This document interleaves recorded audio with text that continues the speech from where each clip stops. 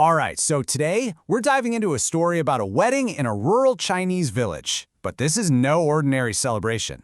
It's a wild story about status, obligation, and a social rule so powerful it can make a grown man literally run away in shame. Just listen to this. That's how an eyewitness described the peak of a wedding reception way back in 1962. A guest, just completely overwhelmed and embarrassed, simply fled the party. And the cause? It wasn't some big argument or a family feud. It was a gift. So that brings us to the big question, right? Why on earth would a gift, something that's meant to bring joy and celebrate a connection, cause such a dramatic, humiliating public escape? The answer, it turns out, reveals an entire invisible world of social rules. Okay, so let's break down this wedding day drama. The main players are all brothers-in-law. You've got guest C, a city worker who kind of sees himself as a big shot, and his farmer relatives A and B. So in round one of gift giving, guest C makes a huge show of giving a large cash gift, basically to show off. He wins that first battle for status, for sure, but oh, it's not over. Farmers A and B are fuming. Later on, they strike back with these enormous gifts of 80 and 100 yuan, which was an absolute fortune back then. All of a sudden, the pressure is right back on guest C. But he's already spent all his money on that first display. So publicly defeated, his only option is to run. You see, this story isn't just about family drama. It's actually a perfect case study in the unwritten rules that govern our social lives. To really understand why guest C fled, we have to decode what a gift actually means in this world. And you know what's fascinating?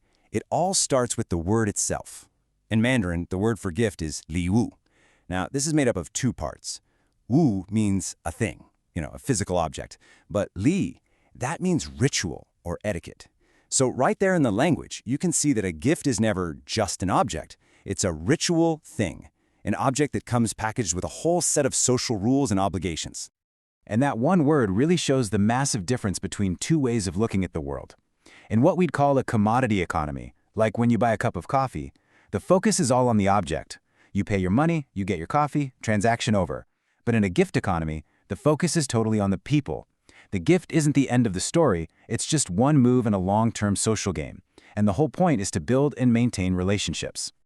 So to really get a handle on this social game, you have to understand its operating system. And in China, this system basically runs on two core ideas, Guanxi and Renqing. Okay, first up, you've got the hardware, Guanxi. Think of it as your social network, your family, your friends, your coworkers. It's the physical structure of connections you're plugged into. It's simply who you know.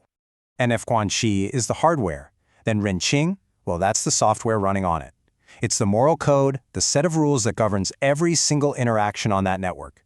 It's this complex system of favors given, debts owed, and that constant flow of give and take that keeps the whole social network running smoothly. And this is the light bulb moment. The crucial point here is that guest C's big mistake wasn't just giving too much money. His real mistake was that he broke the rules of Renqing. A wedding gift is supposed to strengthen the bonds of Guanxi, right? But he used it like a weapon in a status competition. He totally ignored the relationship and made it all about himself. So his brothers-in-law just played by the same rules and beat him at his own game. Okay, so you're probably thinking, with all these gifts and favors and obligations flying around, how on earth does anyone keep track of it all? You might think it's all just left to memory, but the answer is actually, no, not at all. It's incredibly formal. In this village, and a lot of places like it, absolutely nothing is left to chance. Every single significant gift is meticulously recorded in a formal gift ledger. It's called a lidan. And this isn't just some personal thank you list. It's a semi-public record of every social debt. And get this recording process isn't some quiet little note-taking in a corner. No. It's a full-blown, three-person public ceremony. As guests arrive, they go up to the ledger table. The first person, the announcer, takes the gift and literally shouts the giver's name and the gift's value for everyone at the party to hear. The second person, the scribe, carefully writes down all the details. And finally, a third person, the treasurer, takes the gift for safekeeping. This whole public ritual makes sure that the social debt is witnessed by everybody, locking in that obligation for the future. So when you look at it, this ledger is way more than just a list of names and numbers. It's basically a map of the family's social network, a literal social balance sheet. And when it's their turn to go to one of these guest weddings, you can bet they're going to pull out this book to know exactly what's expected of them, to keep that relationship on good terms. Look, the specific names and rituals, the Lidan, Guanxi, Renqing, they might feel like they're a world away, but the lesson underneath it all, that's completely universal. It is never, ever just about the object you're giving. At the end of the day, a gift is basically a message. It can say, I really value our relationship. It can say, I acknowledge your higher status. Or, in the case of poor guest C, it can say, I think I'm better than you. Understanding this hidden language is so important for navigating any social world, whether it's a village in China or your own office holiday party. So that's the big question I want to leave you with.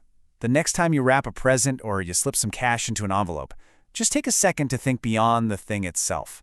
What rules are you playing by? What kind of relationship are you trying to build? And maybe most importantly, what message are you really sending?